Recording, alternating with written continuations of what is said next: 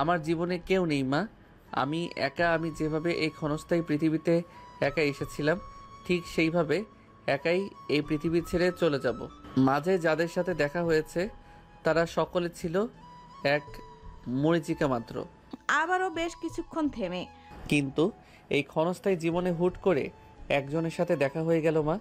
এখন মনে হচ্ছে তাকে ছাড়া আমি অসম্পূর্ণ। অল্প দিনের পরিচয়, কিন্তু মনে হয় আমি কত জনম জনম ধরে তাকে চিনি। হুট করেই সে আমার পুরো মন জুড়ে বসবাস করা শুরু করে দিয়েছে। আমি কি করব মা? আমি আমি কিছুই বুঝে উঠতে পারছি না। জীবনে কি আবার কাউকে বিশ্বাস করা উচিত? আবার কাউকে ভালোবাসা উচিত? সে কি অন্যদের মতো আমাকে ছেড়ে যাবে না, নাকি থেকে যাবে সারা জীবন আমার কাছে? আবারও কি জীবনকে একটাবার সুযোগ দিব মা? আয়াস তার কথা বলা শেষ করার সাথে সাথেই হঠাৎ এক দমকা হাওয়া এসে আয়াজের শরীর ছুঁয়ে দিল। আয়াজের মুখে খুশির হাসি ফুটে উঠল। তোমার ইশারা বুঝতে পেরেছি মা। পরের বার তোমার মানিকের বউকে সাথে করে নিয়ে আসবো মা। আজ আসি, ভালো থেকো। কথাগুলো বলে আয়াস সেখান থেকে চলে গেল। রাত 10টা। আবরার কুশিয়ারা নদীর পাড়ে দাঁড়িয়ে আছে, হাত দুটো পেছনে বেঁধে নদীর স্রোতের দিকে এক ধ্যানে তাকিয়ে আছে। আবরার নদীর স্রোতের দিকে তাকিয়ে নিজের জীবনের হিসেব মিলাতে ব্যস্ত। সে বুঝে উঠতে পারছে না যে আজ তার জায়গায় আয়াস জয়ী হলো, কিন্তু এতে তার বিন্দুমাত্র কষ্ট হচ্ছে না। তার তো নিজের পরাজয় কষ্ট পাওয়ার উচিত ছিল, কিন্তু কেন কষ্ট হচ্ছে না? আবরারের ভাবনার মাঝেই মোর্শেদ আবরারের পাশে এসে দাঁড়ায়।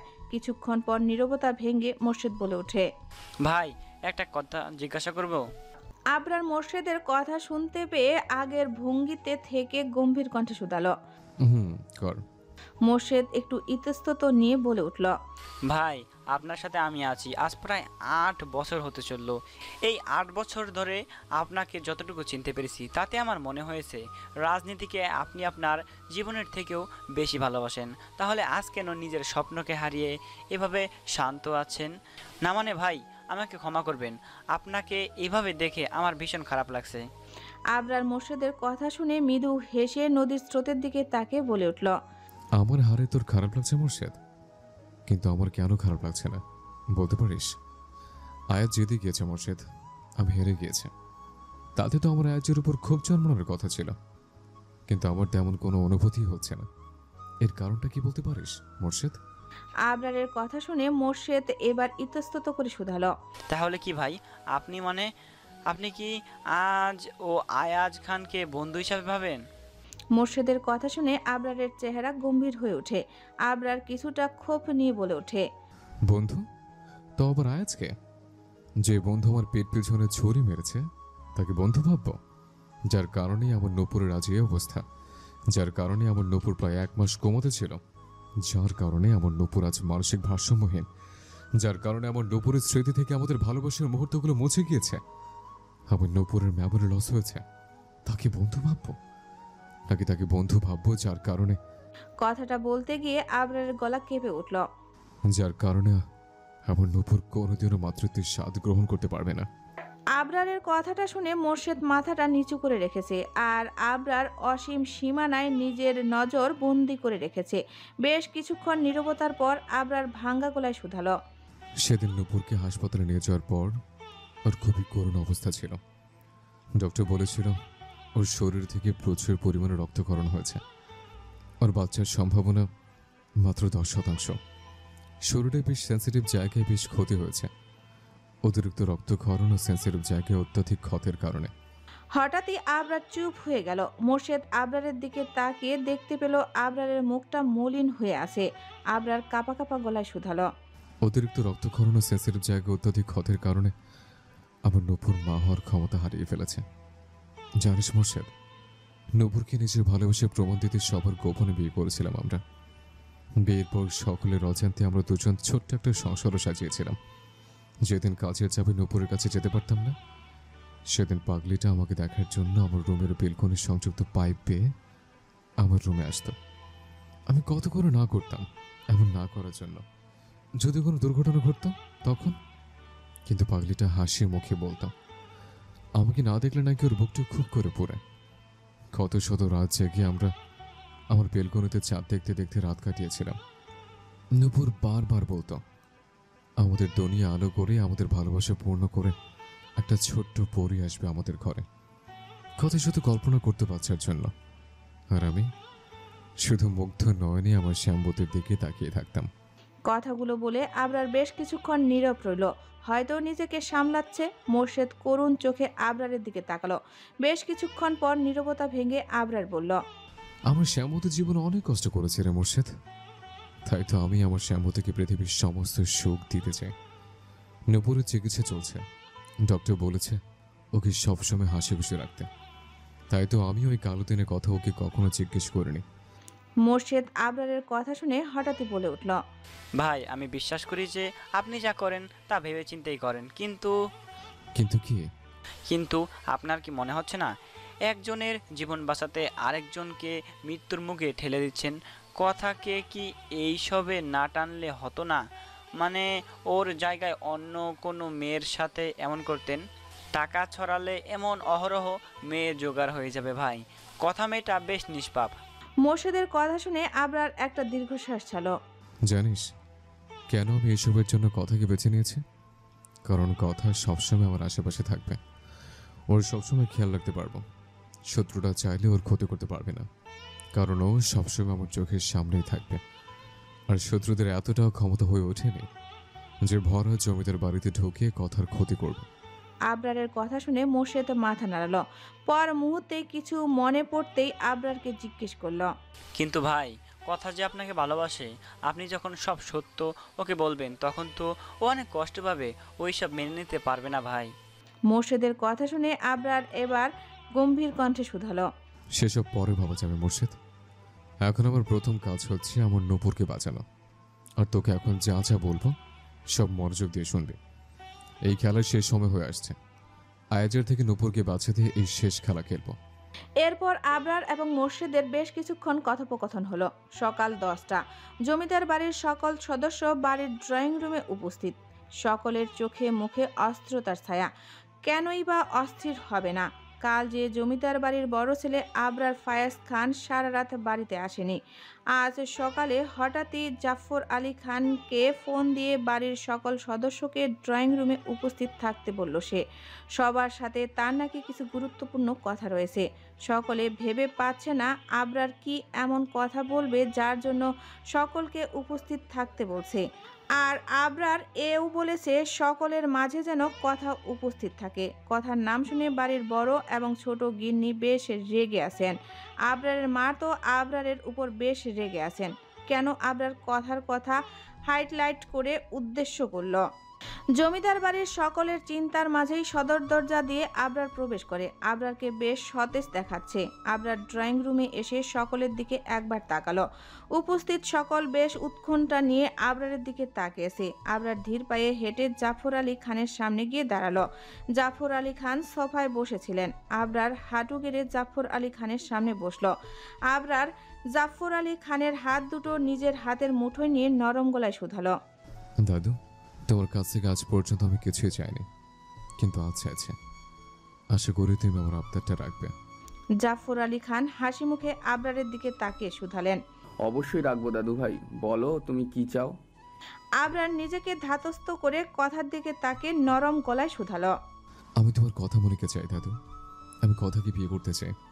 আবরারের এই কথাটি যেন ড্রয়িং রুমের বিস্ফোরণ ঘটালো। জমিদার বাড়ির প্রত্যেকটা সদস্য অবাক নয়নে আবরারের দিকে তাকিয়ে আছে। এমনকি কথা নিজেও এক প্রকার অবাকতার মাঝে ডুবে আছে।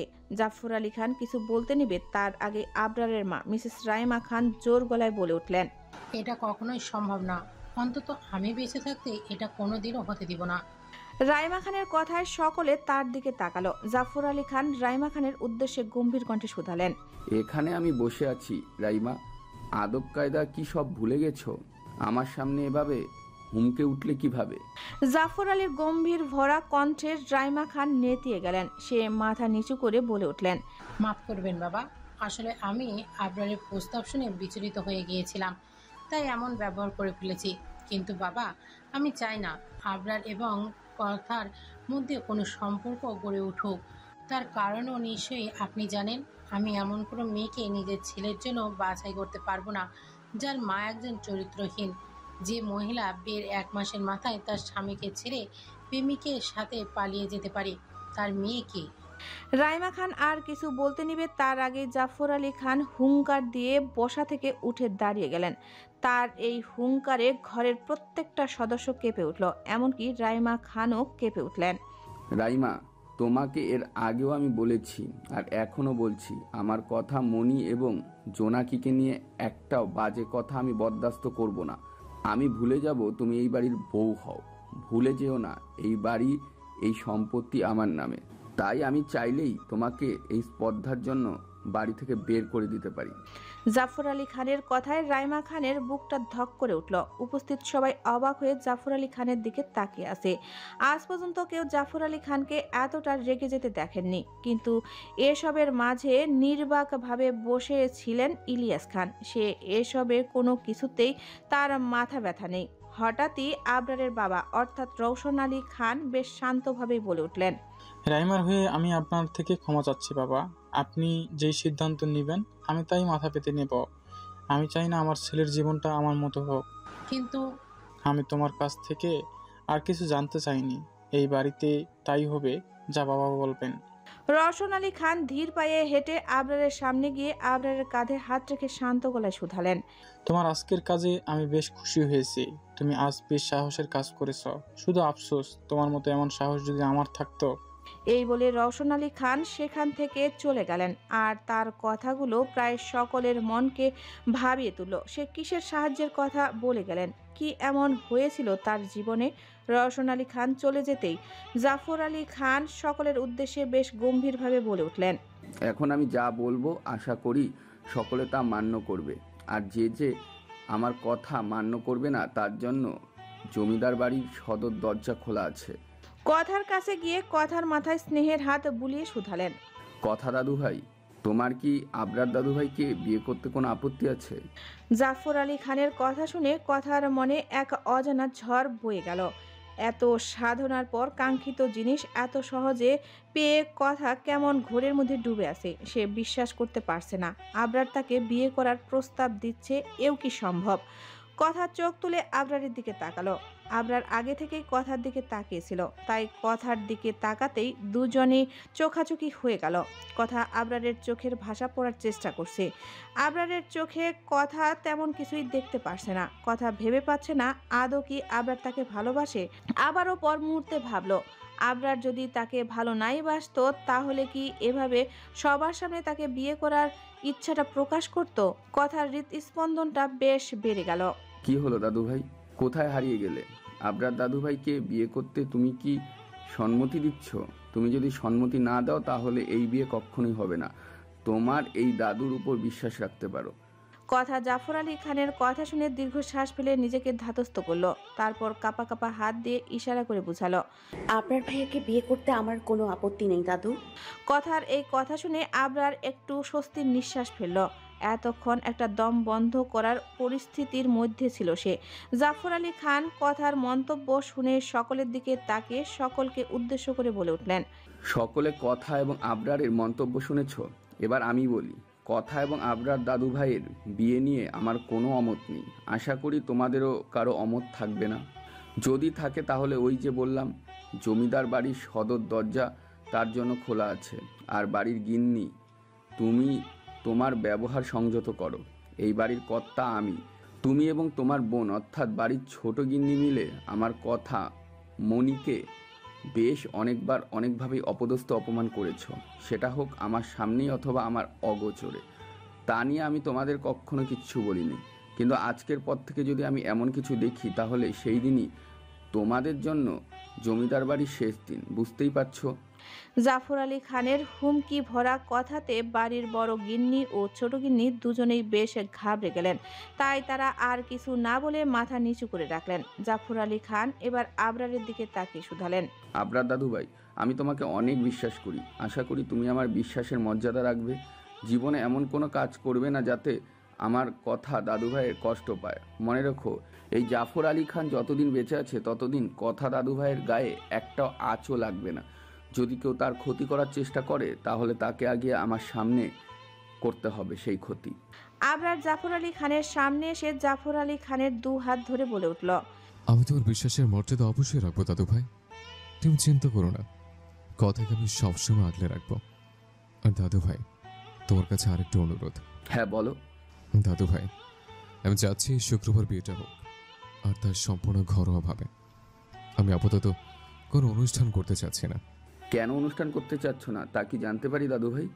জাফর আলী খানের কথায় আবরার বেশ শান্ত সুরে বলে উঠল। কথার সামনে ভর্তি পরীক্ষা, এখন এই সময় জাঁকজমকভাবে বিয়ে করাটা শোভনীয় দেখায় না, তাই আর কি। জাফর আলী খান আবরারের কথা বুঝতে পেরে বলে উঠলেন। ঠিক আছে, তুমি যা বলবে তাই হবে। বিয়েটা এই শুক্রবারই হবে, আর তাও ঘরোয়াভাবেই। অন্যদিকে ভাই, খবর শুনেছেন ওই দিকের? অন্যদিকে আয়াস আজ বহুদিন পর তার নিজস্ব অফিসে এসেছে। ইস গ্রুপ অফ টেক্সটাইল ইন্ডাস্ট্রি নামক কোম্পানির মালিক আয়াস খান। আয়াজের দাদু মারা যাওয়ার সময় তার সব কিছু আয়াজের নামে করে দিয়েছিলেন। তিনি বেঁচে থাকা অবস্থায় আয়াজের বয়স খুব বেশি ছিল না। আয়াজের কোম্পানির শাখা প্রশাখা দেশ সহ দেশের বাইরেও ছড়িয়ে রয়েছে। দেশের মধ্যে মোট 6টি ব্রাঞ্চ রয়েছে, আর সবগুলোই ভিন্ন ভিন্ন জেলায়। ইতালি, লন্ডন এবং কোরিয়াতে কোম্পানির বাহিরের ব্রাঞ্চগুলো রয়েছে। বাংলাদেশে আয়াজের প্রধান ব্রাঞ্চ সিলেটে। আভিজাত্য ঘেরা 6তলা বিল্ডিংটা সম্পূর্ণ কাঁচ দ্বারা আবৃত। আয়াজের কেবিন 6 তলায়, বাকি তলাগুলো অফিসের স্টাফদের কাজের জন্য। আয়াজের কেবিনটা বেশ সুন্দর কারুকার্য দিয়ে তৈরি করা। আয়াজ তার বিশাল বহুল কেবিনে বসে ফাইল দেখছিল, তখনই এরশাদ হন্তদন্ত হয়ে আয়াজের কেবিনে প্রবেশ করে। আয়াজের পরনে কালো প্যান্ট, সাদা শার্ট, শার্টের উপর কালো ব্লেজার, গলায় কালো টাই বাঁধা, হাতে সবসময়ের মতো রিসার্চ স্মাইল নামক ঘড়ি, পায়ে কালো শু, জিম করা বডিতে সাদা শার্ট এবং ব্লেজারটা যেন ফুটে উঠেছে। চুলগুলো জেল দিয়ে সেট করা, শার্টের হাতাগুলো কোনোই পর্যন্ত ফোল্ড করা। বর্তমান এইভাবে হন্তদন্ত হয়ে আমার কেবিনে ঢোকার মানে কি এরশাদ? মনে হচ্ছে তোর বউ ঝাঁটা নিয়ে তোকে ধাওয়া দিচ্ছিল। এরশাদ মনে মনে, ওই যে শুরু হয়ে গেছে আমার বউকে নিয়ে টানাটানি। উফ আল্লাহ, এই বান্দায় না আমাকে আর আমার বউকে শান্তিতে থাকতে দিল। কি বিড়বিড় করছিস এরশাদ? যা বলার জন্য এত হন্তদন্ত হয়ে আমার কাছে আসলি তা বল। আমার হাতে খুব কম সময় আছে, এখানের কাজ শেষ করে আমাকে আবার কার্যালয়ে যেতে হবে। এরশাদ কিছুক্ষণ নীরব থেকে বলে উঠল। ভাই, আবরার খান বিয়ে করেছে।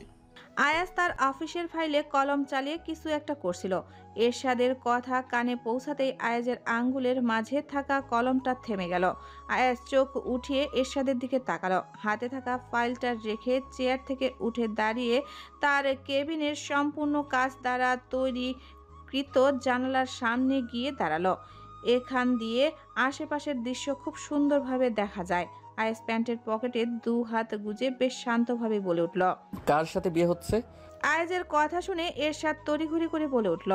ভাই, ওই যে ওই দিন আপনাকে বলেছিলাম না যে একটা মেয়ের সাথে আপনারকে বেশি দেখা যায়, মানে ইলিয়াস আলী খানের মেয়ের সাথে। এরশাদের কথা শুনে আয়াজের মুখে বাঁকা হাসি ফুটে উঠল।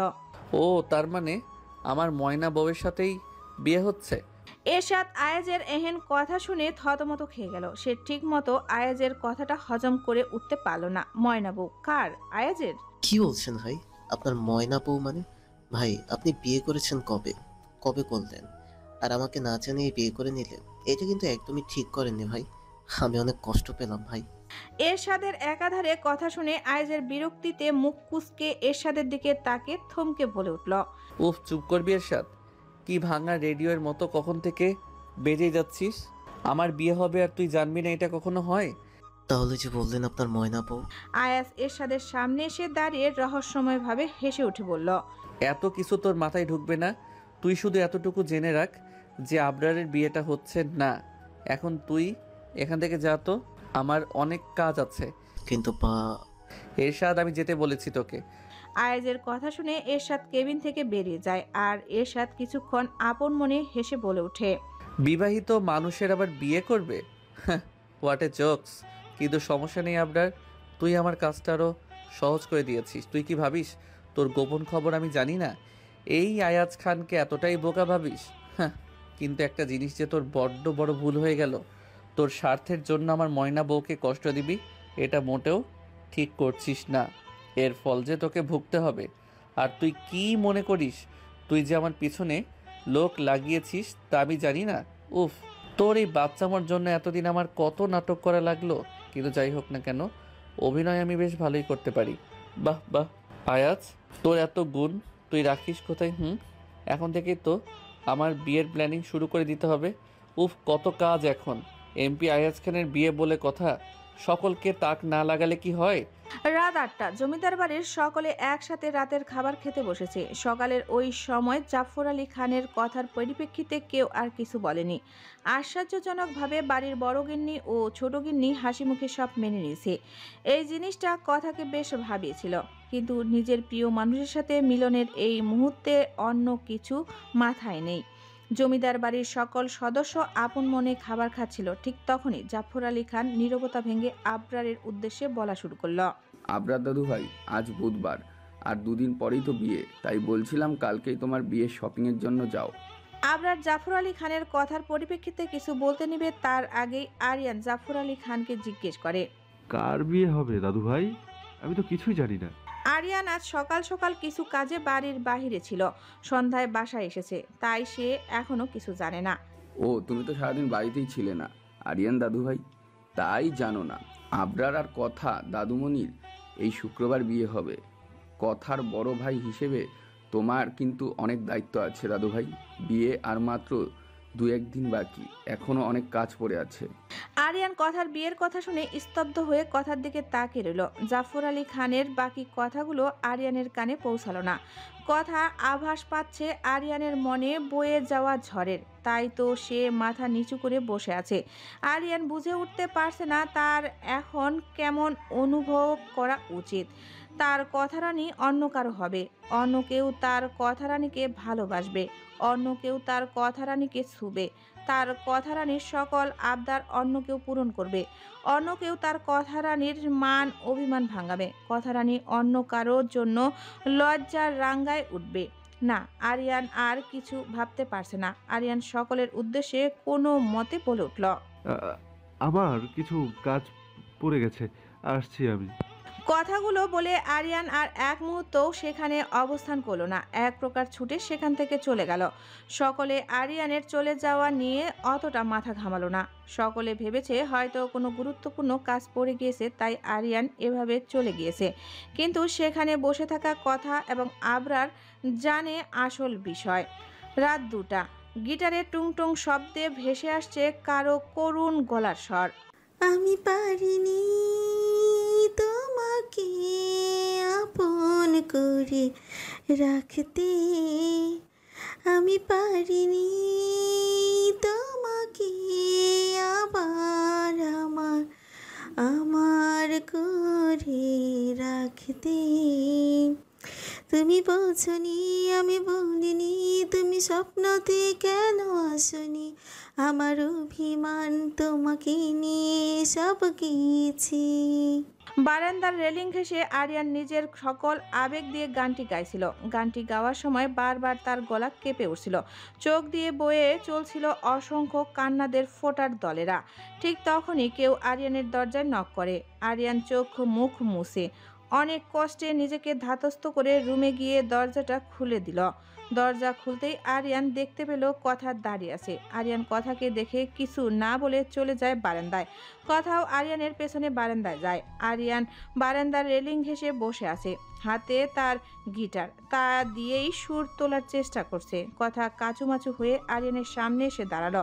কথার বুকটা বেশ দুকদুক করছে, হাত পা কাঁপছে। আরিয়ানের এমন শান্ত ভঙ্গি কথাকে ভেঙে দিচ্ছে। বেশ কিছুক্ষণ পর আরিয়ান নীরবতা ভেঙে কথার দিকে তাকিয়ে কথার উদ্দেশ্যে বেশ শান্ত সুরে বলে ওঠে, এত রাতে আমার রুমে কি আপনার? কেউ দেখলে খারাপ ভাববে। কিছুদিন পর আপনার বিয়ে, তাই এখন এভাবে এত রাতে একজন ছেলের রুমে আসা আপনার শোভা পায় না।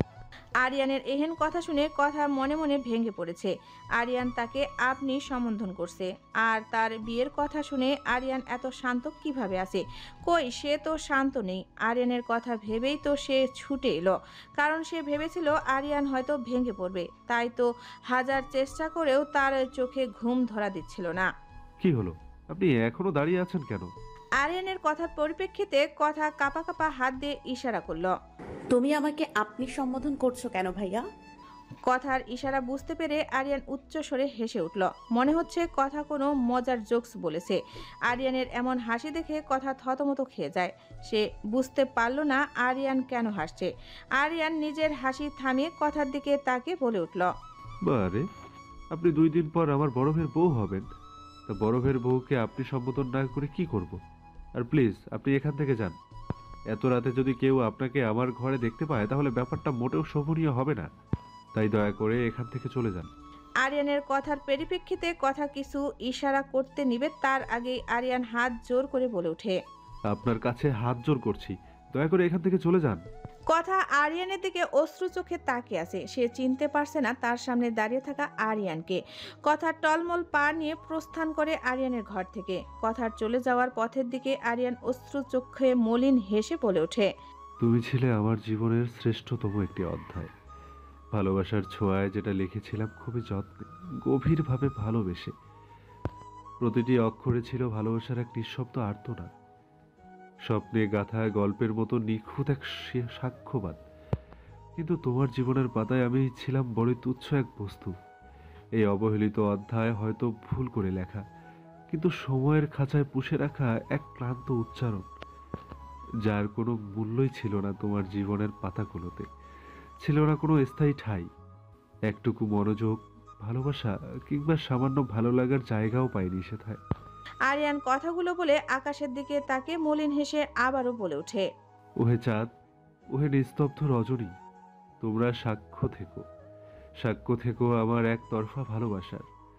আমি ছিলাম এক খুবই নগণ্য ব্যর্থ এক প্রেমিক পুরুষ, কিন্তু যার ভালোবাসায় না ছিল কোনো খাত, না ছিল কোনো চাওয়া পাওয়া, শুধু ছিল একরাশ অসমাপ্ত যন্ত্রণা। চলে যাব কথা, তোর জীবন থেকে চলে যাব, আর আসবো না ফিরে, আর আসবো না নিজের ভালোবাসার প্রমাণ নিয়ে। শুধু আজকের দিনটা, কাল থেকে আর পাবি না আমায়।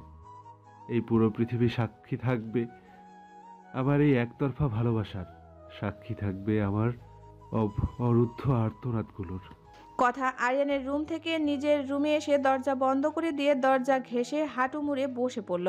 কথার চোখ দিয়ে বেয়ে চলছে অশ্রুদের বন্যা। কথার মনে হচ্ছে তার বুকটা ফেটে যাচ্ছে, দম বন্ধ হয়ে আসছে। কথা চাচ্ছে চিৎকার দিয়ে কান্না করতে, কিন্তু হায় আফসোস, সৃষ্টিকর্তা তাকে সেই ক্ষমতাটুকুও দেয়নি। কথা অঝরে কান্না করতে করতে তার ভেবে চলছে তার জীবনের অধ্যায়গুলোর কথা। জন্মের পর নিজের মায়ের সাথে পথ চলা ছিল মাত্র 1 মাসের। তারপর এই বাড়িতে আসলাম। এখানে যেন সকলের চোখের বিষ ছিলাম আমি। বাবা কাছে থাকা সত্ত্বেও বাবার অবহেলা, অনাদরে, অযত্নে বড় হয়েছি। বাবা কোনোদিন ফিরেও তাকায়নি আমার দিকে। আমার সকালটা শুরুই হতো এবারে সকলের তিক্ত কথা দিয়ে, রাত শেষ হতো নিস্তব্ধ রজনীতে অশ্রু বিসর্জন দিয়ে। সবাই বলতো আমি নাকি আমার মায়ের পাপের ফল। আচ্ছা, একটা বাচ্চা মেয়ে কি বোঝে পাপ সম্পর্কে? সবাই তাদের ছেলে মেয়েকে আমার থেকে দূরে দূরে সরিয়ে রাখতো, বলতো আমি নাকি খারাপ মায়ের মেয়ে। আচ্ছা, ওই বয়সে আমি কি এত কঠিন শব্দ বুঝি? তারপরেও কেন তারা আমাকে এগুলো বলতো? সকলের অগোচরে লুকিয়ে কাঁদতাম আমি। এমন কোনো রাত ছিল না যে আমি চোখের পানি ফেলিনি। আমার এত কষ্টের মাঝে 4 জন ব্যক্তি আমাকে আগলে রেখেছিল। দাদু, ফুপি, বৃষ্টি আর আরিয়ান ভাইয়া, এই 4 জন ছিল আমার বেঁচে থাকার কারণ, যারা আমাকে সব সময় আগলে রেখেছে। তাই তো তাদের জন্য আমি নিজের জীবনও দিতে পিছু পা হই না। তাদের কষ্টে তাদের থেকে আমি বেশি ব্যথিত হই। কিন্তু আজ আমি আমার অজান্তে একজনকে কষ্ট দিয়েছি। আমার যে কিছুই করার ছিল না এই ক্ষেত্রে। আমি নিরুপায়। মানুষ যদি বলে ভালোবাসা পাপ, তাহলে আমি হয়তো সেই পাপই করেছি। ছোট কাল থেকে আবরার ভাইকে নিজের মন প্রাণ দিয়ে ভালোবেসে গিয়েছি। নিজের স্বপ্নের পুরুষ হিসেবে তাকেই ভেবে এসেছি। সে ছাড়া অন্য কাউকে নিজের কল্পনায় আনতে পারিনি। তাই তো যে আমাকে সব উজাড় করে ভালোবেসেছে তাকে নির্মমভাবে ভেঙে দিয়েছি। আচ্ছা, আমি যদি আরিয়ান ভাইয়াকে মেনেও নিতাম, তাহলে কি বৃষ্টির সাথে অন্যায় করা হতো না? বৃষ্টি তো আরিয়ান ভাইয়াকে ভীষণ পরিমাণ ভালোবাসে। আমি তো বৃষ্টির কাছ থেকে আরিয়ান ভাইয়াকে কেড়ে নিতে পারবো না। না হলে বৃষ্টি তো বেঁচে থেকেও মরে যাবে। আমি জানি বৃষ্টির কাছে আরিয়ান ভাইয়া ঠিক কতটা মূল্যবান। আর আমি এটাও জানি বৃষ্টি ওর ভালোবাসা দিয়ে আরিয়ান ভাইয়ার মন থেকে আমাকে মুছে ফেলবে, এটা আমার বিশ্বাস। আর আবরার ভাইয়া, সে তো আমাকে শুধুমাত্র ব্যবহার করছে। হ্যাঁ, আমি ভালোবাসি আবরার ভাইয়াকে, নিজের থেকেও বেশি ভালোবাসি। আমি নিশ্চয়তা দিয়ে বলতে পারি আমার মতো তাকে কেউ কোনো দিনও ভালোবাসতে পারবে না। কিন্তু কি লাভ হলো এত ভালোবেসে? পেলাম কি ভালোবাসার মূল্য? কথার মনে পড়ে গেল কিছুক্ষণ আগের কথা, অতীত। রাত তখন 11টা বাজে। কথা পা টিপে টিপে আবরারের রুমের সামনে এসে দাঁড়িয়েছে। কেন যেন তার মনটা ছটফট করছিল আবরারকে দেখার জন্য, তাই সে আবরারের ঘরের সামনে এসেছিল যদি আবরারের দেখা পায় তা ভেবে। কথা ধীরভাবে আবরারের ঘরের দরজা খুলে ভেতরে উকি দেয়, কিন্তু ভেতরে আবরারকে দেখতে পায় না। তাই সে পা টিপে টিপে আবরারের রুমে প্রবেশ করে। কথা আবরারের রুমে প্রবেশ করে ঠিক তখনই কথা বারান্দা থেকে আবরারের আওয়াজ শুনতে পায়। কথা ধীর পায়ে বারান্দার দরজার সামনে দাঁড়ায়। আবরার কারো সাথে ফোনে কথা বলছিল। কথা ভাবলো আবরার হয়তো ব্যস্ত আছে, তাই সে সেখান থেকে চলে যেতে নেয়, কিন্তু তখনই কথা শুনতে পায় আবরার কাউকে বলছে।